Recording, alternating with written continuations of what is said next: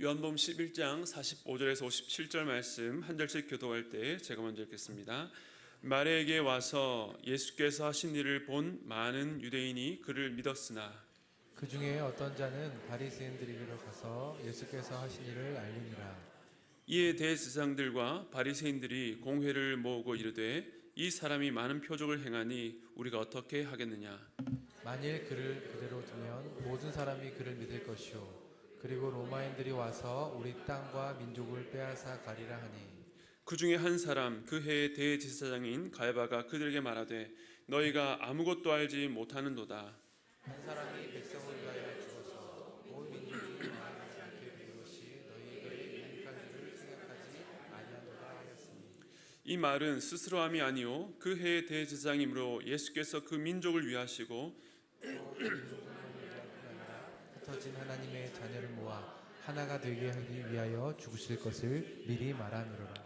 이 날부터는 그들이 예수를 죽이려고 모의하니라. 그러므로 예수께서 다시 유대인 가운데 드러나게 다니지 아니하시고 거기를 떠나 빈들 가까운 곳에 에브라임이라는 동네에 가서 제자들과 함께 거기 머무르시니라. 유대인의 유월절이 가까움에 많은 사람이 자기를 성결하게 하기 위하여 유월절 전에 시골에서 예루살렘으로 올라갔더니 그들이 예수를 찾으며 성전에 서서 서로 말하되 너희 생각에는 어떠하냐 그가 명절에 오지 아니하겠느냐 하니 함께 읽겠습니다. 이는 대제사장들과 바리새인들이 누구든지 예수 있는 곳을 알거든 신고하여 잡게 하라 명령하였음이로라. 아멘. 네, 오늘은 한 사람이 백성을 위하여라는 제목으로 하늘 말씀을 나누겠습니다. 우리는 지난주에 죽은 나사로를 살리신 예수님의 7번째 표적을 보았습니다. 요한복음에는 모두 7가지 표적이 있는데 이 표적은 그 표적의 마지막이자 또 절정이라고 할 수 있습니다.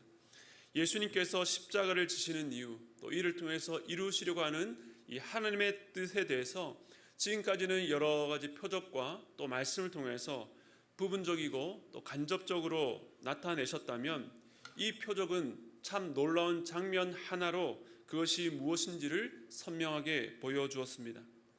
만약 여러분이 그 현장 가운데 있었다면 어떤 마음이었을까요? 죽은 지 나흘이 되어서 무덤 안에서는 이미 썩는 냄새가 났습니다. 예수께서 돌을 치우라 하시고 그 무덤을 향하여서 나사로야 나오라 명령하시자 배를 두르고 또 얼굴은 수건에 쌓인 나사로가 걸어 나옵니다. 이 장면은 그토록 견고하고 강한 죽음의 권세조차 예수님의 명령 앞에 순종할 수밖에 없다는 것을 보여주었습니다.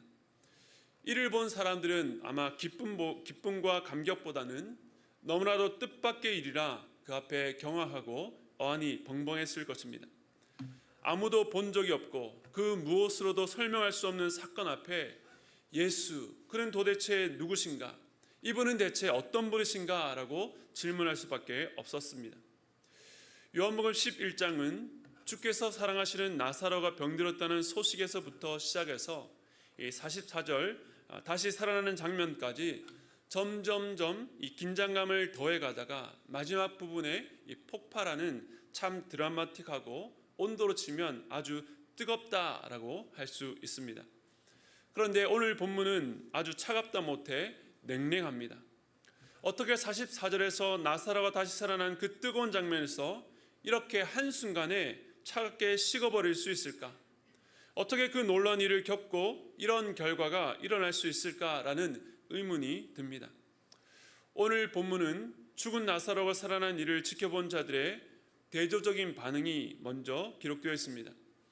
지금까지 예수님께서 어떤 표적을 행하실 때마다 그 표적을 통해서 믿는 자들이 있었습니다. 가나 혼인잔치에서는 물을 포도주로 바꾸신 그 주님의 능력을 경험했던 하인들과 또 제자들이 이 표적을 보고 믿었다라고 기록하고 있습니다.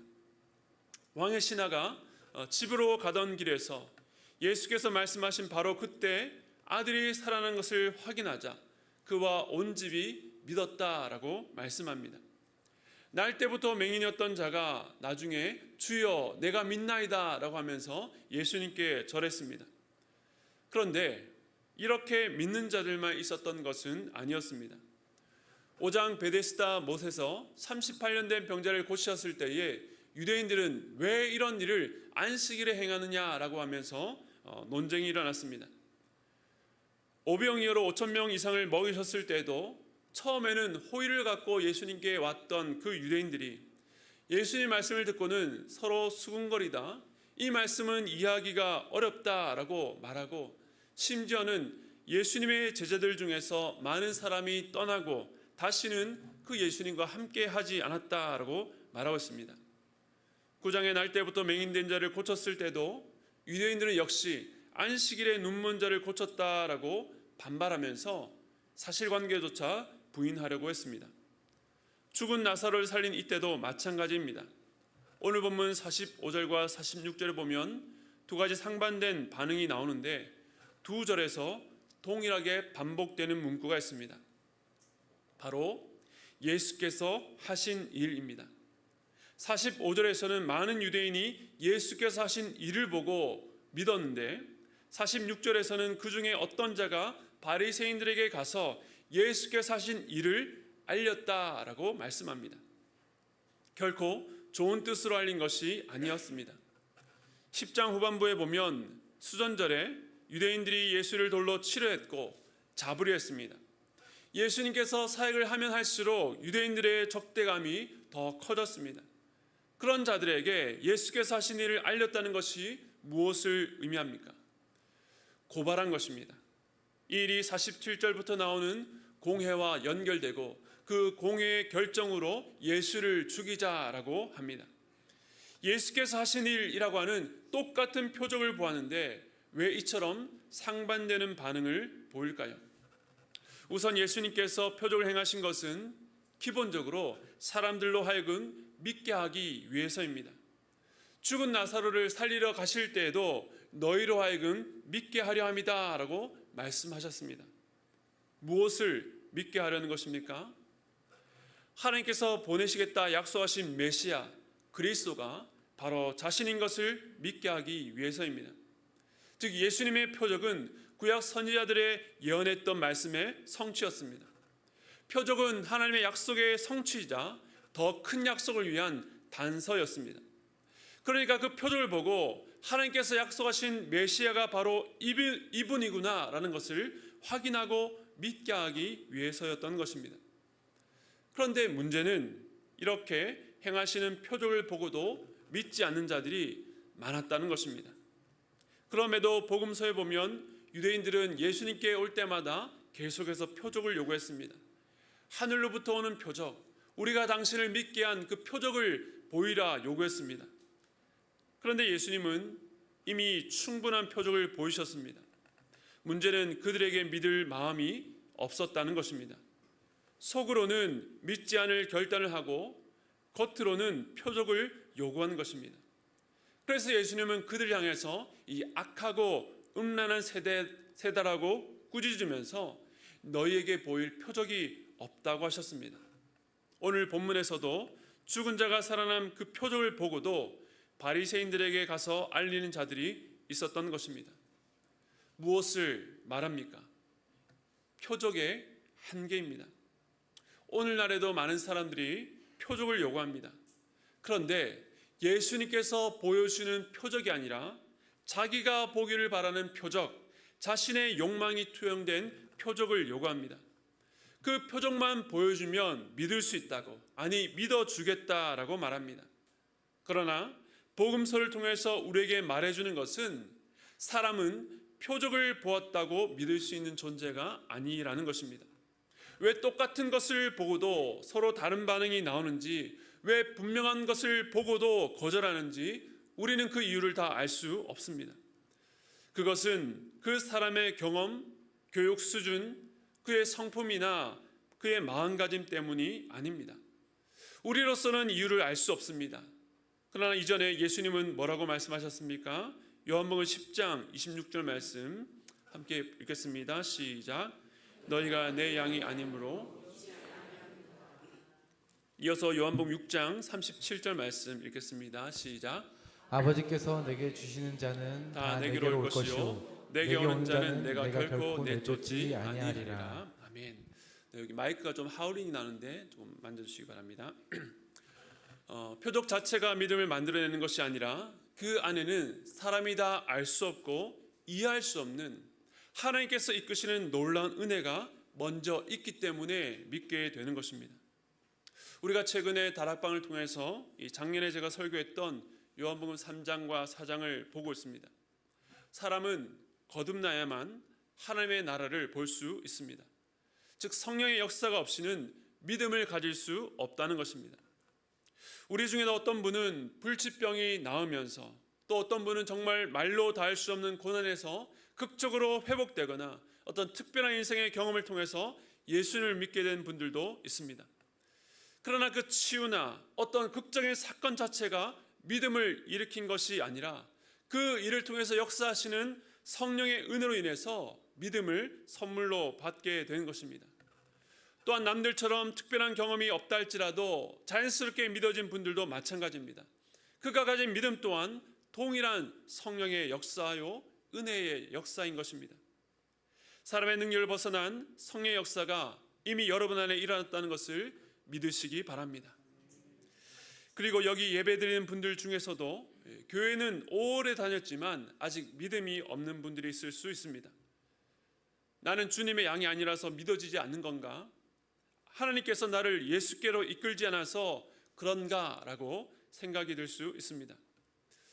제가 지난주에 한 성도님과 대화를 나눴는데 본인 스스로가 먼저 자신은 믿음이 없다라고 하셨습니다. 그런데 참 감사했던 것은 지난주 주일날 처음으로 그런 생각이 들었다는 것입니다. 이 믿음이라는 것이 어차피 인간의 논리가 아니라 기적과 같이 일어나는 사건이라면 어느 때 하나님께서 내 안에서 그런 기적을 주시면 나도 믿음을 갖게 되지 않을까라고 처음으로 생각하셨다는 겁니다. 그런데 그 이야기를 듣고 제가 깜짝 놀랐습니다. 그 말 속에 인간의 한계와 또 믿음의 원리가 너무나도 잘 설명되어 있기 때문이었습니다. 저는 그분에게 하나님의 나라가 멀지 않았다고 확신합니다. 아직 믿음이 없어도 하나님의 말씀을 듣는 가운데 믿음에 대해서 그렇게 생각하신다는 것 자체가 이미 하나님께서 그 안에 일하고 계신 증거인 줄 믿습니다. 하지만 교회를 오래 다니면서도 자신에게 믿음이 없다는 사실이 아무렇지 않고 전혀 관심이 없이 살고 있다면 그거야말로 참으로 안타까운 일입니다. 지금 당장 해결되지 않아도 그러한 의문을 통해서 하나님께서 여러분을 진리 가운데로 인도하실 것을 믿습니다. 저로 여러분들을 위해서 기도하겠습니다. 우리 성도님들도 매 예배 때마다 또 다락방 안에서 믿음을 선물로 받는 은혜가 우리 공동체 가운데 있기를 위해서 기도해 주시기 바랍니다. 이 불가사의하다는 말은 인간의 이성이나 지식으로 완전히 파악할 수 없는 그 신비를 말합니다. 오늘 본문에서 표적이라는 놀랍고도 객관적인 사실을 보고도 믿기를 거부하는 이들의 모습이 참 불가사의한데 이 가운데서 일하시는 하나님의 방식도 참 불가사의하다라고 할 수 있습니다. 이제 그 부분을 함께 나누기를 원하는데요. 다시 말씀으로 돌아가서 이 베다니에서 죽은 나사로가 살아났다는 소식을 들었던 종교 지도자들의 반응이 나옵니다. 요한복음 11장 47절 말씀 우리 함께 읽겠습니다. 시작. 이에 대제사장들과 바리새인들이 공회를 모으고 이르되 이 사람이 많은 표적을 행하니 우리가 어떻게 하겠느냐. 그 소식을 듣자 대제사장과 바리새인들이 공회를 소집했습니다. 이는 산헤드린 공회로 약 70여 명의 종교 지도자들로 구성된 유대인들의 입법기관이자 사법기관으로 최고의 의결 기구였습니다. 그들이 모여서 하는 말이 이 사람 예수가 많은 표적을 행하는데 우리가 어떻게 하겠느냐. 지난번 날 때부터 맹인이었던 자를 고쳤을 때도 참 대응하기가 낭패를 겪었는데 죽은 자를 살렸다니 이제는 어떻게 되는가. 방법이 없다는 것입니다. 예수를 통제할 수도 없고 그 표적을 본 반응하는 대중들도 통제할 수가 없다는 것입니다. 자신들이 통제할 수 없는 상황에 대해서 그들은 불안해하고 두려워하고 있습니다. 그들은 그렇다면 왜 이렇게 두려워했을까요? 무엇이 두려웠을까요? 11장 48절에 나옵니다.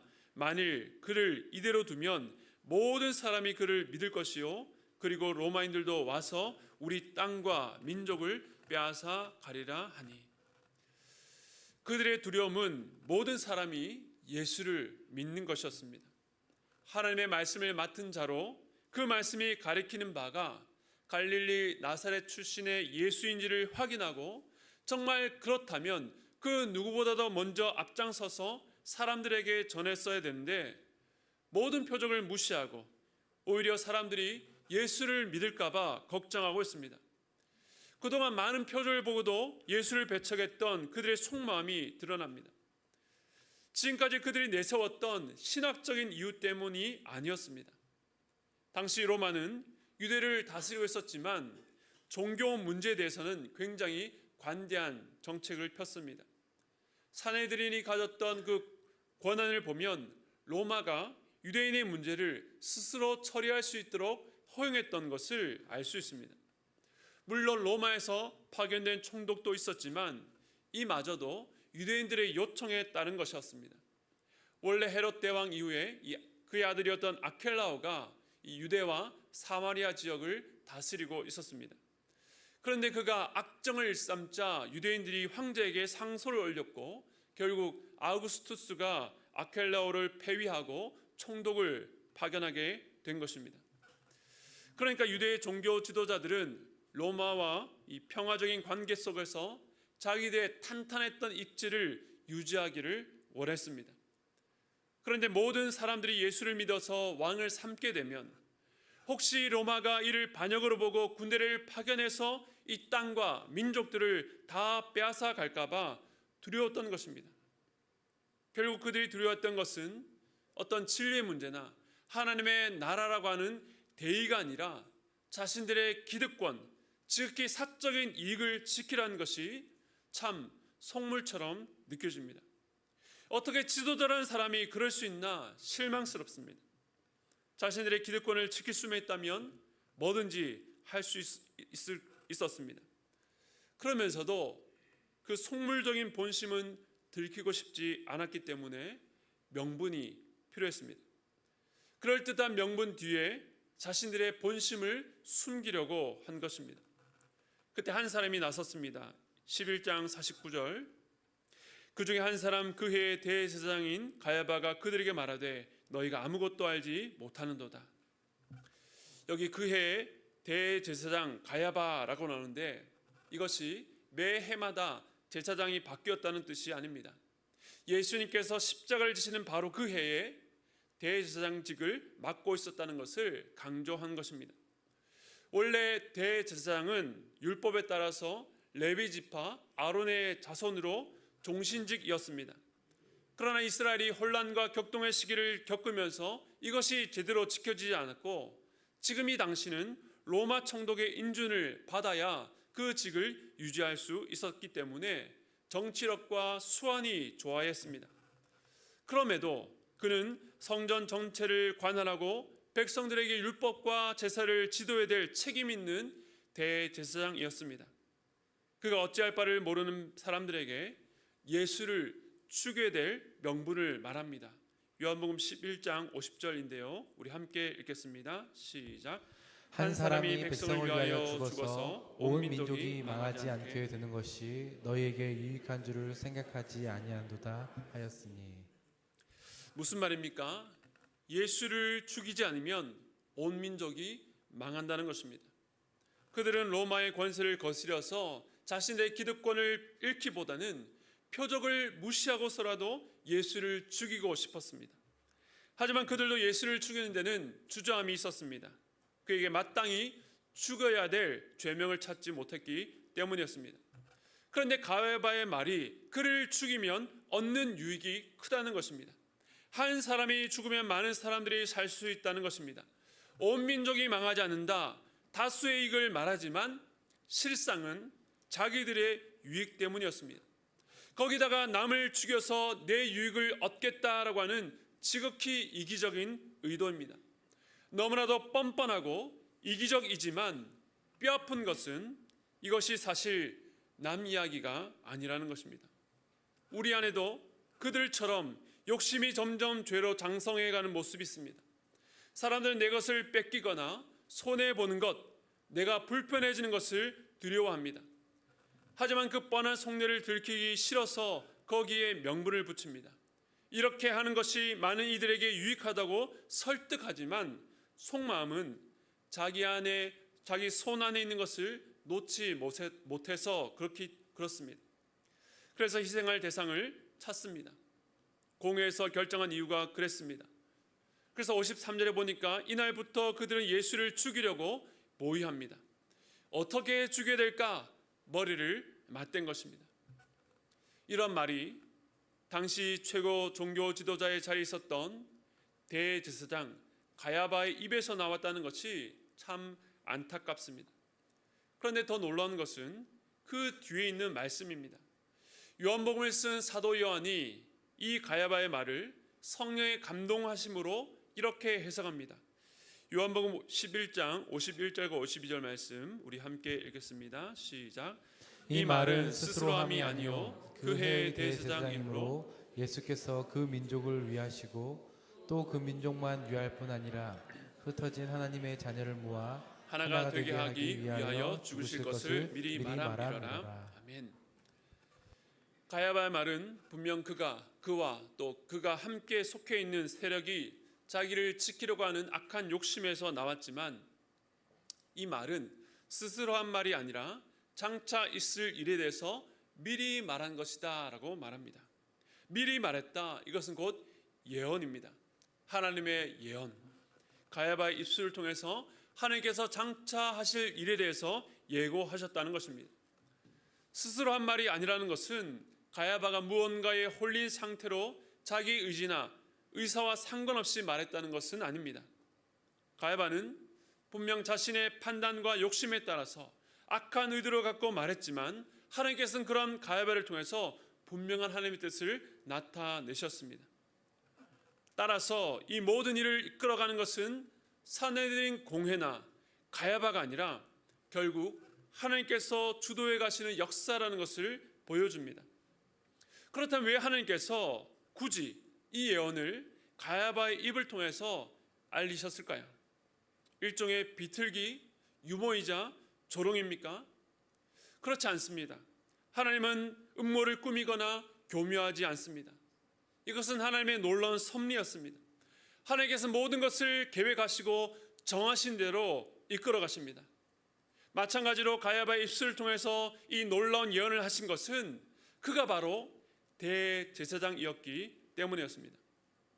율법서에 보면 이스라엘의 대제사장은 우림과 둠민을 판결 흉패 안에 넣어서 하나님께 묻고 그 뜻을 백성에게 전해서 따르도록 했습니다. 비록 가야바가 제사장의 직분과 권세를 악용했지만 하나님께서는 이 율법을 통해서 주신 대제사장의 직분대로 그가 대제사장으로서 해야 할 말을 하게 하신 것입니다. 백성들이 어찌할 바를 모를 때에 대제사장을 통해서 갈 길을 알려주셨던 것처럼 지금도 대제사장을 통해서 장차 일어날 하나님의 일을 알리신 것입니다. 오늘 본문 후반부를 보면 이제 유대인들이 예수를 죽이려고 만반의 준비를 합니다. 이제 곧 다가올 유월절에 예루살렘으로 온 무리들 중에서 예수를 찾으며 누구든지 예수 있는 곳을 신고하면 잡으라 명령을 내렸습니다. 일종의 현상금 수배 전단을 내린 것입니다. 그러나 예수께서 거기를 떠나서 빈들 가까운 곳에 몸을 숨기셨습니다. 자기 목숨을 보호하려는 것이 아닙니다. 오히려 예수님은 유월절을 기다리고 계셨습니다.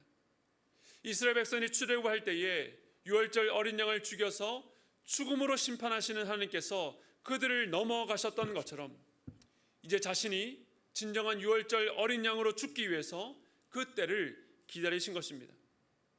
악인들은 자기 악한 계획을 쫓아서 예수를 잡아 죽일 적기를 잡았다라고 생각했지만 주님은 하나님의 선하신 뜻 가운데 그 시기까지 구약의 모든 예언을 드러내시고 성취하기 위해서 기다리신 것입니다. 이처럼 하나님께서 모든 일을 합력하여 선으로 바꾸신다는 것은 우리의 인간적인 계산이나 이해를 초월하는 신비입니다. 하나님은 모든 재료를 놓고 선별해서 버릴 것과 남길 것을 정해서 필요한 것만 가지고 선으로 바꾸시는 것이 아닙니다. 가장 악한 자의 가장 악한 뜻이라도 버리지 않고 그 입술을 통해서 하나님의 선한 뜻을 드러내십니다. 단순한 결과만 바꾸시는 것이 아니라 모든 과정 가운데 하나님께서 개입하셔서 이끌어 가십니다. 이러한 하나님의 지혜가 얼마나 깊고 높은지 순종하는 자는 그 순종을 통해 일하시고 불순종하는 자라 할지라도 그 불순종을 통해서 일하십니다. 그러나 그 불순종에는 반드시 책임을 물으십니다. 그런데 더 놀라운 것은 하나님께서 이와 같이 놀라운 방식으로 하나님의 뜻을 이루어 가시는 이유에 있습니다. 앞서 가야바는 한 사람이 백성을 위해서 죽어 온 민족이 망하지 않게 된다라고 했는데, 예수님은 그 민족만이 아니라 흩어진 하나님의 자녀들까지 모아서 하나가 되게 하기 위해서 죽는다라고 말씀하셨습니다. 지난번 요한복음 10장에 이런 말씀이 있었습니다. 요한복음 10장 16절 말씀 함께 읽겠습니다. 시작. 또 이 우리의 들지 아니한 다른 양들이 내게 있어 내가 인도하여야 할 터이니 그들도 내 음성을 듣고 한 무리가 되어 한 목자에게 있으리라. 아멘. 이 우리의 들지 아니한 다른 양들까지 인도하셔서 하나가 되게 하시겠다 말씀하십니다. 예수님의 죽으심을 통해서 복음이 유대를 넘어서 이방과 열방까지 나아가게 됩니다. 가야바가 말한 의도와 무엇이 다릅니까? 한 사람이 죽어 많은 사람을 유익하게 한다는 것은 똑같습니다.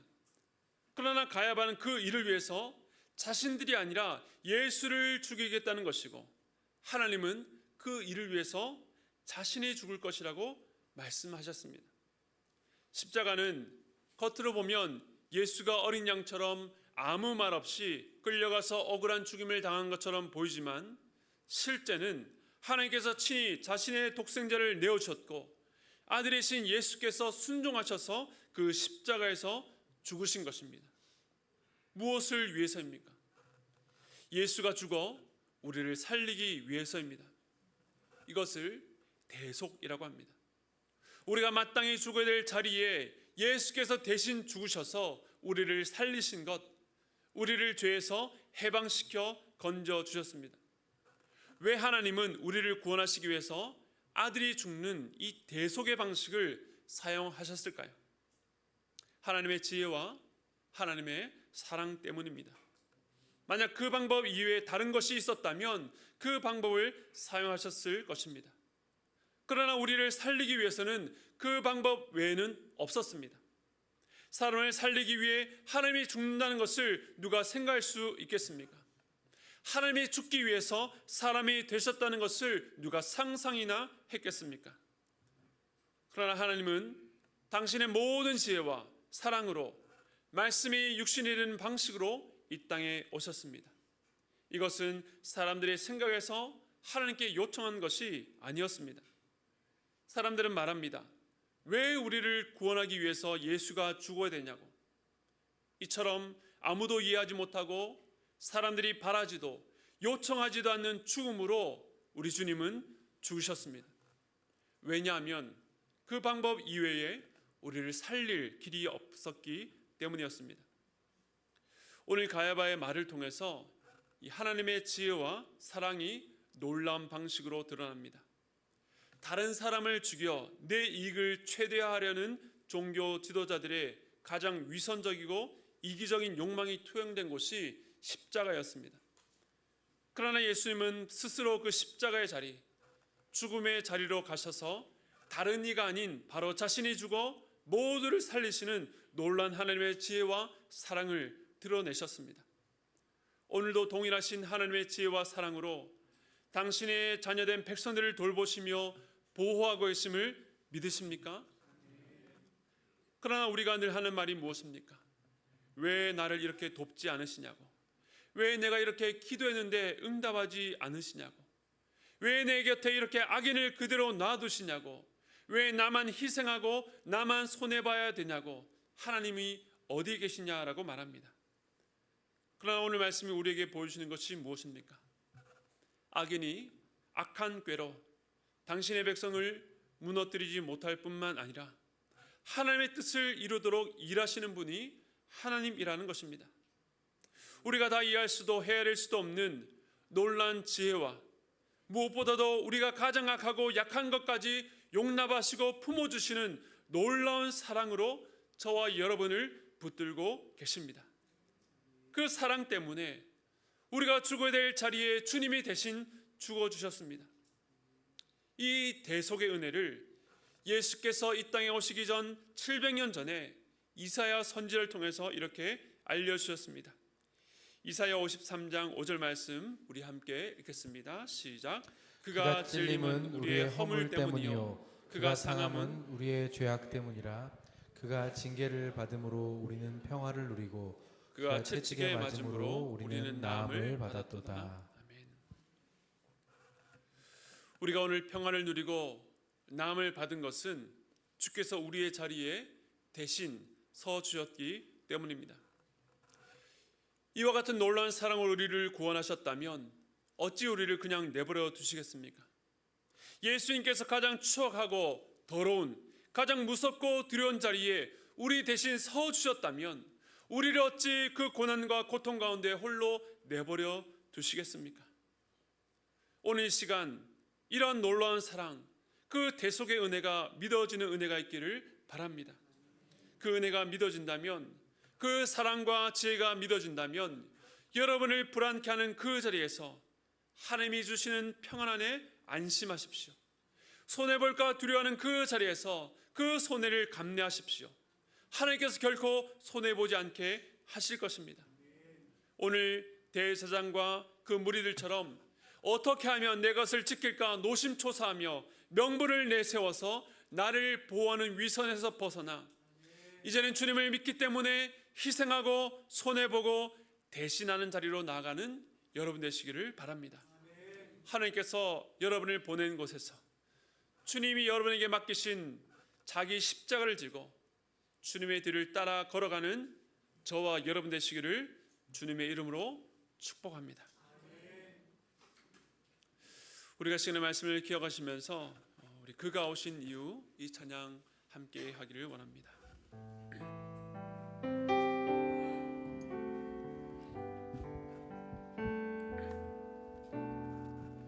이 세상 가장 아름다운 순종의 눈물 온 세상 다시 빛나게 한 생명의 눈물 그가 이 땅에 오신 이유 그가 이 땅에 오신 이유 죽어야 살게 되고 져야만 승리하는 놀랍고 영원한 신비 지으신 그대로 회복시킨 우리의 창조주 그리스도 십자가의 길로 아버지 뜻 이루셨네 그가 이 땅에 오신 이유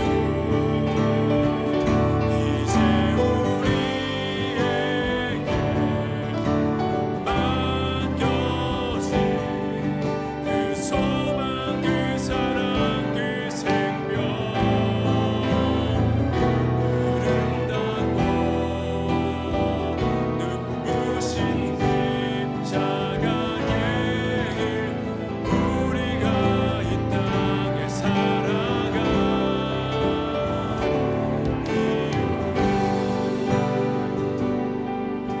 여러분 이 가사가 무엇입니까? 역설을 말합니다. 당신이 죽어야 살게 되고 져야만 승리하는 놀랍고 영원한 신비 그것이 우리 주님께서 이 땅에 오신 이유입니다. 그러나 이 찬양은 그 주님의 놀라신 사랑과 은혜를 찬양하는 것으로 끝나지 않고 이제 우리가 그 길을 따라 걷겠습니다 라고 하는 결단의 찬양입니다. 우리 다시 한 번 더 이 찬양할 때에 그저 주님 감사합니다 해서 끝이는 것이 아니라 주님 그 사랑이 내 안에 정말 깊이 깨달아져서 내가 죽어야 될 자리에 주님께서 죽으셔서 나를 위해서 나를 살리셨사오니 내가 이제는 그 주님의 길을 따라 걷기를 원합니다. 그런 결단으로 함께 다시 한번 고백하며 찬양하겠습니다.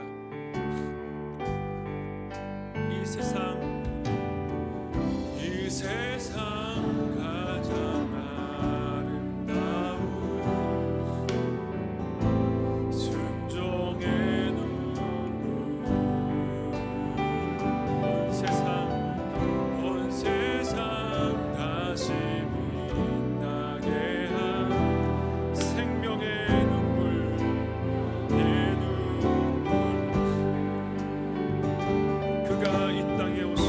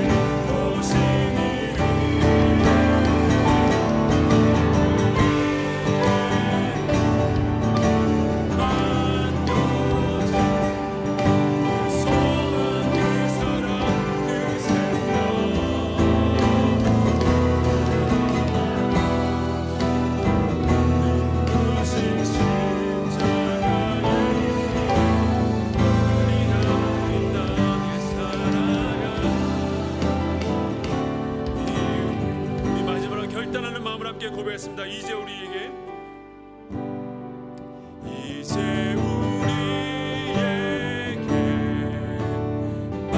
맡겨진 그 소망 그 사랑 그 생명 아름답고 눈부신 십자가의 길 우리가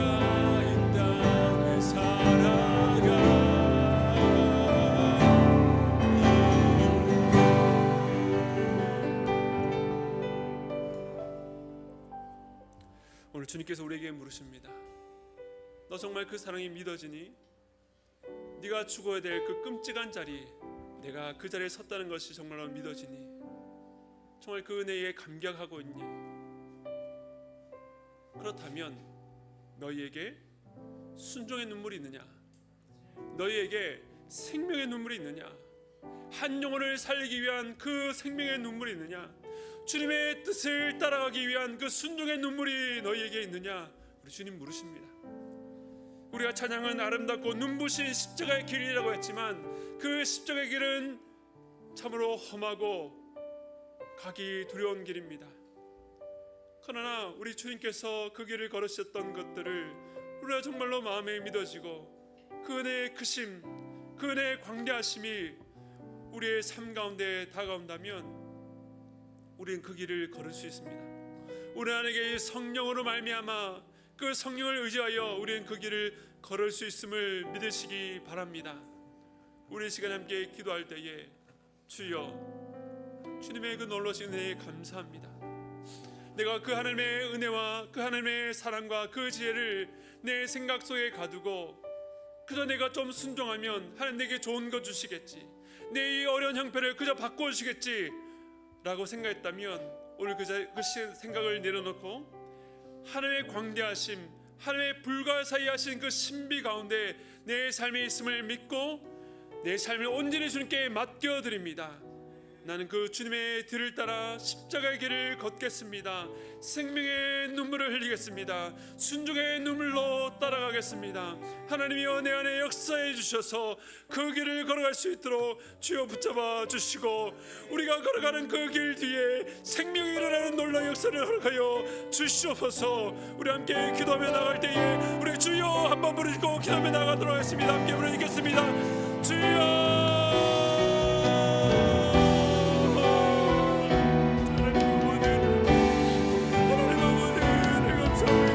하나님,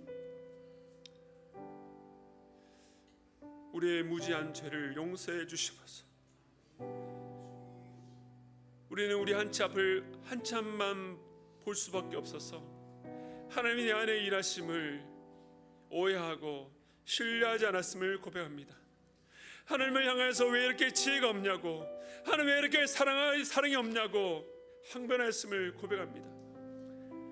하나님 아버지, 우리의 그런 무지한 말에도, 우리의 그런 믿음 없음에도 하나님 우리를 포기하지 아니하시고 우리의 모든 삶의 역사와 모든 사건들까지 하나하나 간섭하셔서 우리 안에 하나님을 드러내시고 하나님의 사랑을 오늘도 말씀하시니 감사를 드립니다. 인간의 가장 추악하고 가장 이기적이고 가장 위선적인 그곳에 하나님의 놀라신 사랑과 은혜를 나타내셨던 것처럼 우리의 불순종과 우리의 죄악에도 하나님의 그 사랑을 나타내셨다면 우리의 순종에, 우리의 생명의 눈물에 하나님 어떤 은혜를 베푸시겠습니까? 하나님 아버지, 우리 그 십자가의 길을 따라가길 원합니다. 우리도 주님 순종의 길을 걸어가길 원합니다. 그러기 위해서 하나님의 그 놀라신 은혜가 날마다 믿어지고 날마다 깨달아지는 은혜를 우리에게 허락하여 주시옵소서.